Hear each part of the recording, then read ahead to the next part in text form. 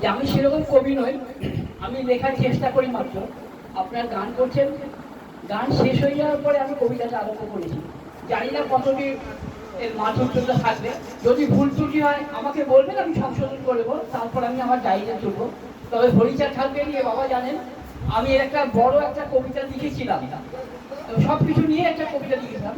আর এটা ছোট্ট একটা গেট করে বসে আছি, মাঝে মাঝে হৃদয় আমার নাড়া দেয় বলেই আমি কবিতাটা লিখেছি। হরিচাঁদ ঠাকুর, আমার হরিকে যে ভালোবাসে তাকে ভালোবাসি আমি। তিনি হলেন জগতের নাথ, তিনি অন্তর্যামী। গায়ের রং ফর্সা তার, মোটেও নয় কালো। সারা দুনিয়ার অধিপতি তিনি, তিনি দেখান আলো। শ্রীহরির আমার কি নাম তোমরা কি জানো? ভক্তরা যাকে হরিচাঁদ ঠাকুর বলে তোমরা সকলেই জানো। তার একমাত্র সহধর্মিণী ছিলেন নাম শান্তি মাতা। তাদের উভয়ের শ্রীচরণে ঠেকাই আমার মাথা। চারিদিকে তাদের উভয়ের নাম করুন প্রচার।